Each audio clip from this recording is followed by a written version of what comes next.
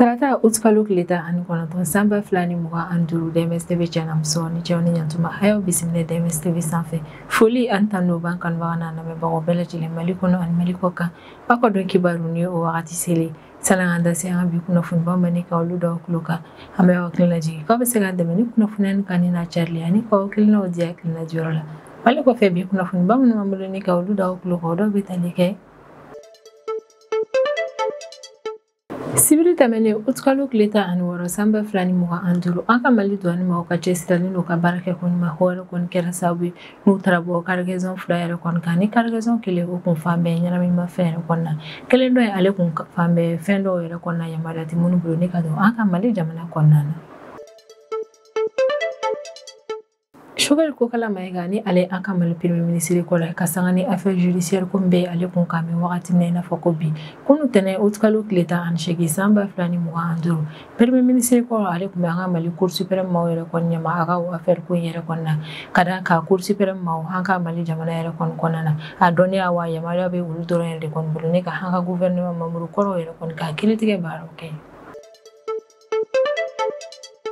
Don tameno na Burkina Faso ka finitigo holu kone operation do yere kon ke Banua province yere kon konana operation yere kon kera sabe ni Burkina Faso ka finitigo ulusra ka dimi jugu ba yere kon do ba machuali maule kada ko ba machuali mata ani flyer de kon bone ani na mi kele ke mina on chama e Burkina ka finitigo usra ka ulu fenemne ni operation ko falen sinfe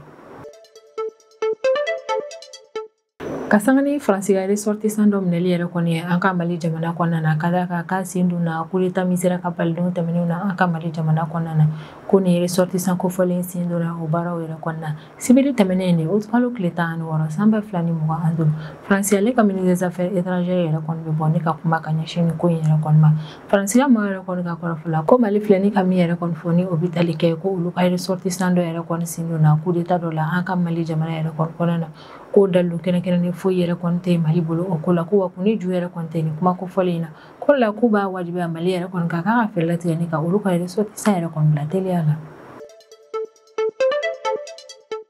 Sibyl tamani utkalo kleta an waro samba flani muga anduru Laurent Gbagbo ni ale Côte d'Ivoire jamana nyama akoro yere kon ale meeting do yere kon labe yupongo mara yere kon na meeting ni yere kon sefa ira kafo ko alite sama tuga shila yere kon Alassane Dramane Ouattara wa ke candidat ko kure Côte d'Ivoire kalata na tan yere kon kada ka ko Alassane Dramane Ouattara hale manda saba yere kon ke Côte d'Ivoire jamana kon na ko ka constitution o kon ti yamada di ama yere kon ni ka manda nan na yere kon ke kada ka ko kabini Alassane Dramane Ouattara ka manda sabana yere kon ko kuma da matame wale candidat yere kon na kabla na fatu ne ka be ke candidat manda nan na yere kon na kalite so ko matuga shila Tene utkalo kilita ani shegi samba flani muga anduru Burkina Faso ga ressortissant mere kon fatura Côte d'Ivoire jamana kon ni otoy alino Faso yere kon ni mako foli ale kon shuna na Burkina Faso jamana kon ni don ko foli yere kon na Tene utkalo kilita ani shegi samba flani muga anduru Volodymyr Zelensky ale ne dirigeant européen agado yere bela jenen kumbe États-Unis jamana yere kon na hero mina huni Donald Trump no États-Unis jamana nyame huno konna na kuma Russi alini Ukraine ka kele ba ko yere konna wobna na kuma keren ni ala fena yere kon Donald Trump alini Vladimir Putin ka nyogo yela ba yere kon kera kuma munu boro konna na ni Donald Trump abena o fena nyafu chugo mu basega fella tege ni ka kele ba yere konna ti Ukraine alini ni Russi nyogo jala ni kuna fen ban ne ba munu ko robi amna munu wala ay video kibaru konna na Civil tamene utkalo kilita ani waro samba fla ani muga anduru anka mali do ani ma o ka chesi ali no ka barake ko nyuma o kera sabu ni sezi ba fla yere kon ke anka mali jamana konana sezi munu yere kon ku metali ke fendo dunna anka mali jamana konana ni jamana ti munu bolu ni ka do anka mali jamana konana kuni sezi ba fla ni yere kon kera anka jamana localité munu yere kon na hulu ka janyo na ko sebe yere kon ko wale ne ba ira mali jamana kon do la ka fo ko mi anka mali do ani mawi ulu chesi lindo ko sebe fenjugu kelella ni ka bo anka mali jamana konana ko sezi fola kera zantigila mara yere de kon konana yormina do ani mo hole bul ma fendo yere kon la jo mi konana cereal haleni safne carton chama ko be no ko do ani mo yere kon hulu kele ali ka cereal haleni safne carton chama yere kon hulu ka barake o bela yere kon mina ni yere kon konna wulma chugun ma yere konna wulma lim sen fe utarabo yoro do yere kon ka bulma fe konana no kun labe be ko sebe man no yere kon fe wala saku ga fen no dugo no o dogo wɛrɛ yɛrɛ kɔnɔna douane maaw taara bɔ tisi fansi bali 200 ani 10 yɛrɛ de kɔni ka yen nɔ ko ani tisi fansi min yɛrɛ kɔni donna an ka Mali jamana yɛrɛ kɔni kɔnɔna na min ye bolimafɛntigi in ye sɛbɛn foyi kun tɛ ale bolo min kun b'a yira k'a fɔ ko ni fɛn yɛrɛ kɔni kan ka don an ka Mali jamana kɔnɔna na ko ni ma ko fɔlen yɛrɛ kɔni kun bɛ fɛ ka i dogo ni ka donni ni tisi ni yɛrɛ kɔni an ka Mali jamana kɔnɔna na nka douane maaw ka cɛsiralen n'u ka jateminɛ ko ɲuman o kɛra sababu ye n'u sera ka ma ko fɔlen bali a ka nin wale in na ko don kelen yɛrɛ kɔnɔna an ka Mali douane maaw ka biro filanan min yɛrɛ kɔni bɛ Hɛrɛma kɔnɔ mara kɔnɔna na olu yɛrɛ de kɔni saisie kɛ u ka fanfɛlaw la ko kaari dɔ n'a kun bɛ ka bɔ frontière fanfɛla yɛrɛ de kɔnɔna ni ka na Hɛrɛma kɔnɔ mara yɛrɛ kɔni kɔnɔna na ko douane maaw u kɔni ye kaari kofɔlen in lajɔ walasa ka se ka kɔnɔna fɛnw lajɛ ko douane maaw yɛrɛ kɔni ka o wolomali yɛrɛ kɔni sera ka nɔbɔ ka d'a kan u taara bɔ bolimafɛn yɛrɛ kɔni kɔnɔna na kush ni o ye ɲɛnaminimafɛn o kɔni paquet 28 de kan ko maa ninnu kun kɛmɛ ni ka fɛnjuguba in yɛrɛ kɔni dogo cogo min kaari yɛrɛ kɔni kɔnɔna na ni douane maaw ka cɛsiri n'u ka baara kɛ ko ɲuman yɛrɛ kɔni kun tɛ cogoya si la u kun tɛ se ka bɔ ni fɛn ninnu dogoli kan tellement fɛn yɛrɛ kɔni dogocogo kun juguyara kosɛbɛ ko ni saisie ba 2 minnu kɛra an ka Mali douane maaw yɛrɛ kɔni fɛ saisie ninnu kɛra yɔrɔ 2 minnu na olu kun ka jan ɲɔgɔn na kosɛbɛ yɛrɛ kɔni ko nka ko in ye ko kelen de yira Mali jamana kɔnɔdenw bɛɛ lajɛlen na ni o de ye ko fraude hali ni ɲɛnaminimafɛn feerebaga ma yɛrɛ kɔni ko sanga ani wagatiw b'u ka méthode yɛrɛ kɔni falen ko nka o n'a taw ta an ka Mali douane maaw olu cɛsirilen don sanga ani wagati walasa ka se ka u ka fɛɛrɛ ninnu bɛɛ lajɛlen tiɲɛ min yɛrɛ kɔni ye douane directeur général yɛrɛ kɔni hali y'a yira k'a fɔ k'alisa min ye an ka Mali douane maaw ye olu cɛsirilen don ni ɲɔgɔnna baaraw yɛrɛ kɔni kɛli la ka da kan k'an ka Mali douane maaw olu se ye fɛn fɛn yɛrɛ kɔni walasa ka Mali jamana ni jamana kɔnɔdenw n'u bololafɛnw yɛrɛ kɔni lakana ko douane maaw olu bɛ fɛɛrɛ bɛɛ lajɛlen latigɛ walasa k'u baara in yɛrɛ kɔni kɛ Mali jamana fantan a 4 bɛɛ lajɛlen na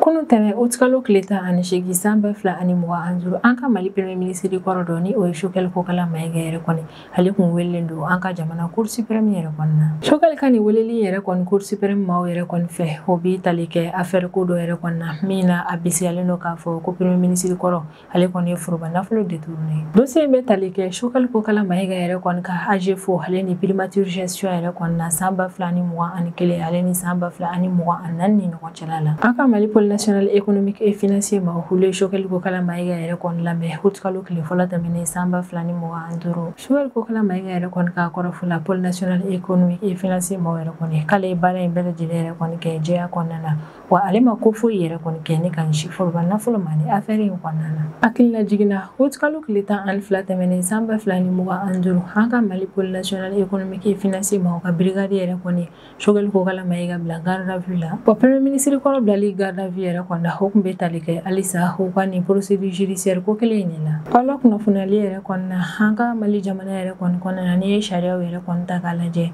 an ka jamana cour suprême maaw dɔrɔn hadɔniya wa yamaruya bɛ olu dɔrɔn yɛrɛ de kɔni bolo ni ka an ka jamana gouvernement membre kɔrɔw yɛrɛ kɔni ka affaire kow ɲɛnabɔ nin convocation min fɛnɛ kɛra tɛnɛn tɛmɛnen kalo tile 18 san 2025 o ye étape wɛrɛ yɛrɛ kɔni ni affaire judiciaire ko in na min bɛ premier ministre kɔrɔ kun kan an kɔni bɛ wagati min na i n'a fɔ ko bi an ma kunnafoniya sɔrɔ Choguel Kokala Mayiga ale kɔni ka nin weleli in jaabi la ne ka bɔ cour suprême maaw yɛrɛ kɔni yɔrɔ la nka donna nataw la maaw yɛrɛ kɔni jigi dalen don a kan k'a fɔ ko min ye a ka avocat walima Choguel Kokala Mayiga yɛrɛ kɔni k'u bɛna bɔ ne ka ɲɛfɔli yɛrɛ kɔni kɛ Mali jamana kɔnɔdenw ye jaabi minnu ma lamɔ u ka nin affaire judiciaire ko in na min bɛ an bɛ wagati min na i n'a fɔ ko bi cour suprême maaw ka bolo kan sisan an bɛ tɛmɛ n'an ka jamana kɔfɛ kibaruyaw ye o kɔnɔna na an bɛ taa Burkina Faso jamana kɔnɔna na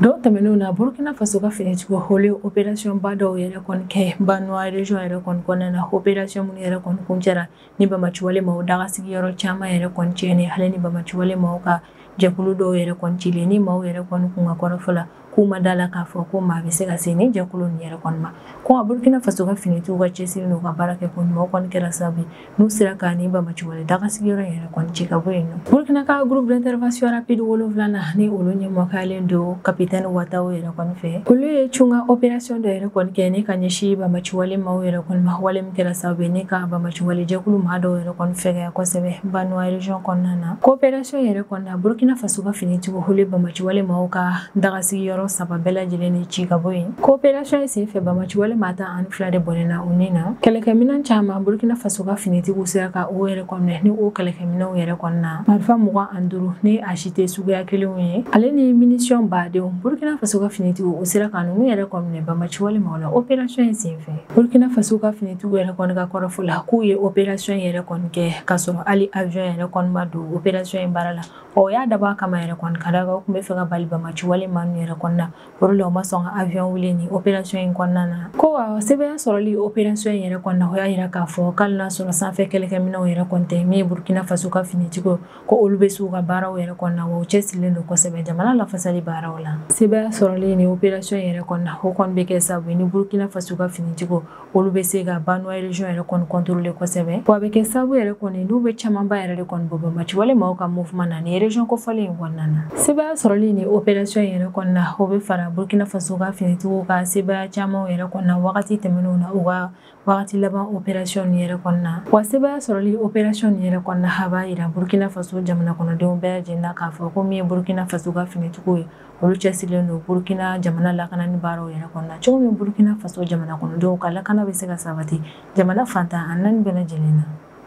An bɛ wagati min na i n'a fɔ ko bi Faransi ka ressortissant min yɛrɛ kɔni bɛ an ka Mali autorité yɛrɛ kɔni bolo ka da kan ko ni ressortissant kofɔlen ale kɔni sen donna kɛwale dɔw yɛrɛ kɔnɔna an ka Mali jamana kɔnɔna na minnu kun bɛna kɛ sababu ye ni ka na ni basigibali an ka Mali jamana kɔnɔna na. Faransi ka ni ressortissant in k'a minɛ de ko hukumu yɛrɛ de kɔni kɔnɔna la Faransi ka ministre des affaires étrangères ni o ye Jean-Noël Barrot ale kɔni bɛ bɔ sibiri tɛmɛnen kalo tile 16 san 2025 ni k'a laɲini Mali autorité yɛrɛ kɔni fɛ k'u k'ale ka ni ressortissant kofɔlen in labila ka da kan ko o bɛ ka accuser ko min yɛrɛ kɔnɔna ni o ye k'a tun bɛ fɛ ka coup d'état kɛ an ka Mali jamana kɔnɔna na ko alu ka ressortissant yɛrɛ kɔni sen ma don o baaraw la. Jean-Noël Barrot ka kɔrɔfɔ yɛrɛ kɔnɔna k'olu ka ressortissant minɛlen bɛ an ka Mali jamana kɔnɔna na ni o ye Yann Vézilère yɛrɛ kɔni ko nin ma kofɔlen ye Faransi ka ambassadeur min bɛ an ka Bamako k'o ka baarakɛla de don ko o b'a laɲini Mali autorité yɛrɛ kɔni fɛ u ka olu ka ni ressortissant yɛrɛ kɔni bila ka sɔrɔ hali délai kelen t'a la. Hakilina jiginna alamisa tɛmɛnen août kalo tile 14 san 2025 an ka Mali autorité yɛrɛ kɔni ye laseli kɛ k'u ye maa dɔw yɛrɛ kɔni minɛ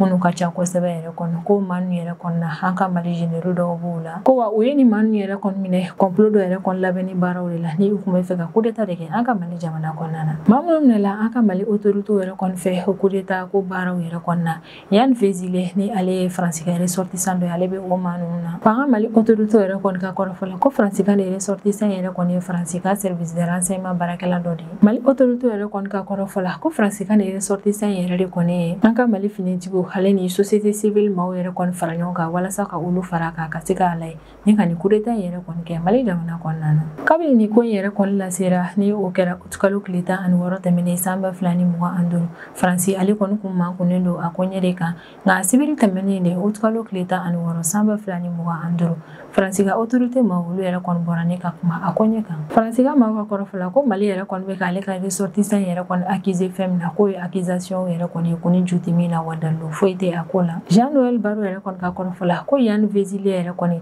ale ye maa ye min bɛ baara kɛ Faransi ka ambassadeur min bɛ Bamako kɔnɔna na k'a bɛ baara kɛ o ambassade yɛrɛ de kɔnɔna ko wa ko ni ma kofɔlen yɛrɛ kɔni sugandira sariyaw kɔnɔna na ni k'a bila ka na baara la Faransi ka ambassade kɔnɔna na ko a bɛ garisigɛ immunité dɔw yɛrɛ kɔnɔna minnu fɔlen don kosɛbɛ convention de Vienne yɛrɛ kɔni kɔnɔna na. Faransi ka ministre des affaires étrangères kɔni ka kɔrɔfɔ la k'an bɛ wagati min na i n'a fɔ ko bi kumaɲɔgɔnya bɛ ka tɛmɛ olu ni an ka Mali autorité ni ɲɔgɔn cɛ la walasa fɛɛrɛ ka se ka latigɛ Yann Vézilère ale yɛrɛ kɔni ka bila ka sɔrɔ délai foyi yɛrɛ kɔni tɛ y'a la. Min yɛrɛ kɔni an ka Mali autorité an bɛ wagati min na i n'a fɔ ko bi olu ma kuma ka ɲɛsin Faransi ale ka ministre des affaires étrangères yɛrɛ kɔni ka nin kuma in ma nka min yɛrɛ kɔni ye Jean-Noël Barrot ale y'a yira k'a fɔ k'an bɛ wagati min na i n'a fɔ ko bi ko kumaɲɔgɔnya bɛ ka tɛmɛ olu ni an ka Mali autorité ni ɲɔgɔn cɛ la walasa fɛɛrɛ ka se ka latigɛ Yann Vézilère ale yɛrɛ kɔni ka bila teliya la. Sibiri tɛmɛnen août kalo tile 16 san 2025 meeting dɔ senfɛ min kɛra Yupongo mara kɔnɔna ni yɛrɛ kofɔlen bɛ Côte d'Ivoire jamana yɛrɛ de kɔni kɔnɔna na. Laurent Gbagbo ni ale ye Côte d'Ivoire jamana ɲɛmaakɔrɔ yɛrɛ kɔni ale ye laseli kɛ ko min ye Alassane Dramane Ouattara ni o ye Côte d'Ivoire jamana ɲɛmaa an bɛ wagati min na i n'a fɔ ko bi wa candidat don Côte d'Ivoire kalata nata ye min bɛna kɛ octobre kalo yɛrɛ kɔnɔna ko ale Laurent Gbagbo yɛrɛ kɔni tɛ jɛn ni a ye Alassane Dramane Ouattara ale kɔni ka kɛ candidat ye Côte d'Ivoire kalata nata ye na. Laurent Gbagbo ka ale yɛrɛ kɔni to a ka partisan yɛrɛ kɔni ɲɛma a y'a yira k'a fɔ k'a bɛ fɛ k'u ka taa fɔ Alassane Dramane Ouattara yɛrɛ kɔni k'ale Laurent Gbagbo a tɛ sɔn cogoya si la yɛrɛ kɔni Alassane Dramane Ouattara ale ka mandat 4nan yɛrɛ kɔni ɲini Côte d'Ivoire jamana kɔnɔna na. Laurent Gbagbo yɛrɛ kɔni ka kɔrɔfɔ la ko Côte d'Ivoire sariya sunba yɛrɛ kɔni kɔnɔna na a fɔlen don ko président kelen yɛrɛ kɔni bɛ se ka mandat 2 dɔrɔn de kɛ jamana kɔnɔna na. Ko ale de kɔni na Côte d'Ivoire jamana sariya sunba yɛrɛ kɔni tɛ yamaruya di Alassane Dramane Ouattara yɛrɛ kɔni ma a k'a fɔ k'a bɛna na mandat wɛrɛ kɛ Côte d'Ivoire jamana kɔnɔna na. Ko mun kelen bɛ yɛrɛ de kɔni na a bɛ Alassane Dramane Ouattara yɛrɛ kɔni kɔnɔ k'a fɔ k'a bɛ se ka mandat 4nan kɛ Côte d'Ivoire jamana yɛrɛ kɔni kɔnɔna na. Komi ale Laurent Gbagbo yɛrɛ kɔni ale tɛ sɔn a ko ma cogoya si la. Laurent Gbagbo yɛrɛ kɔni ka kɔrɔfɔ la ko opposition maaw yɛrɛ kɔni olu cɛsirilen don ka fɛɛrɛ bɛɛ lajɛlen yɛrɛ kɔni latigɛ walasa ka u ba Alassane Dramane Ouattara yɛrɛ kɔni ka mandat 4nan ko in ma. Ka d'a kan ko sariya yɛrɛ kɔni tɛ sɔn mandat 4nan ko in ma wa constitution kɔnɔna na yamaruya tɛ Alassane Dramane Ouattara bolo a ka mandat 4nan ɲini Côte d'Ivoire jamana kɔnɔna na. K'olu ka cɛsiri ko kɔni jɛlen don wa bɛɛ lajɛlen k'a bila i kunna k'a fɔ ko min ye mandat 4nan ye k'o tɛna kɛ Côte d'Ivoire jamana kɔnɔna na. Hakilina jiginna Alassane Dramane Ouattara ni ale si bɛ san 83 de la ni ale de ye Côte d'Ivoire jamana ɲɛmaa an bɛ wagati min na i n'a fɔ ko bi ale kɔni ye laseli kɛ juillet kalo tile 29 tɛmɛnen san 2025 ko Côte d'Ivoire kalata min yɛrɛ kɔni nana kɛ octobre kalo tile 25 nata in na k'ale Alassane Dramane Ouattara kɔni ye candidat ye o kalata baaraw la. Alassane Dramane Ouattara yɛrɛ kɔni ka kɔrɔfɔ la ko kun min yɛrɛ kɔni bɛ k'a to ale bɛna na kɛ candidat ye Côte d'Ivoire kalata yɛrɛ kɔni na k'o kɛ kun yɛrɛ de kɔni ka d'a kan ko Côte d'Ivoire yɛrɛ kɔni jamana kɔnɔna na gɛlɛya dɔw yɛrɛ kɔni bɛ u kan o ye lakanako sɔrɔko wariko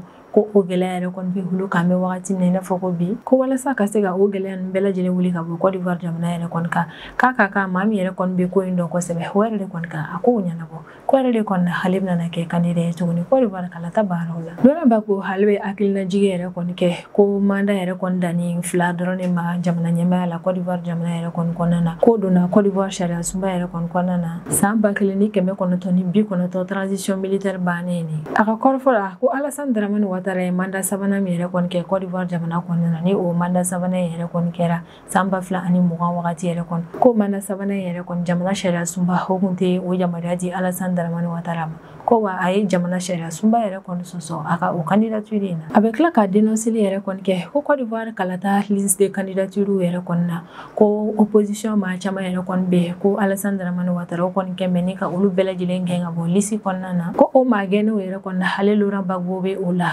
Côte d'Ivoire premier ministre kɔrɔ dɔ ni o ye Guillaume Soro o fɛnɛ bɛ o la ale ni Tidjane Thiam k'an bɛ wagati min na i n'a fɔ ko bi ninnu de ye opposition maaw yɛrɛ kɔni ye Côte d'Ivoire kalata baaraw yɛrɛ kɔnɔ ko nka ninnu bɛɛ lajɛlen gɛnnen don ni ka bɔ candidature liste yɛrɛ kɔnɔna Laurent Gbagbo yɛrɛ kɔni ka kɔrɔfɔ la ko ale kɔni y'a mɛn k'a fɔ ko Alassane Dramane Ouattara ka parti maaw yɛrɛ kɔni ko bɛna na bɔ ni ka marche dɔ yɛrɛ kɔni kɛ walasa ka se ka Alassane Dramane Ouattara ka mandat 4nan ko in yɛrɛ kɔni jukɔrɔma don a y'a yira k'a fɔ ko o ko yɛrɛ kɔni na ni Alassane Dramane Ouattara ka parti maaw yɛrɛ kɔni bɔra ni ka marche yɛrɛ kɔni kɛ ko n'olu fɛnɛ tilala olu yɛrɛ fɛnɛ bɛ bɔ ni ka marche kɛ ko n'o yɛrɛ kɔni kɛra Côte d'Ivoire ale bɛ kɛ marche kɛ jamana yɛrɛ kɔni Laurent Gbagbo yɛrɛ kɔni ka kɔrɔfɔ la hali n'a sɔrɔ Côte d'Ivoire kalata min yɛrɛ kɔni bɛ ka kɛ an bɛ wagati min na i n'a fɔ ko bi hali n'a sɔrɔ ale tɛ se ka kɛ candidat ye o baara yɛrɛ kɔni na ko a kɔni ŋaniya bɛ ale kɔnɔna na ni ka kɛ candidat ye Côte d'Ivoire kalata nata in yɛrɛ kɔni na ko wa ale fɛnɛ ye candidat ye tuguni walasa ka ban yɛrɛ kɔni Alassane Dramane Ouattara ka mandat 4nan ko in ma Laurent Gbagbo ka kɔrɔfɔ yɛrɛ kɔni na ko wagati laban yɛrɛ kɔni na ale ka parti politique militant maa caman yɛrɛ kɔni minɛ bɛ Côte d'Ivoire jamana yɛrɛ kɔni kɔnɔna na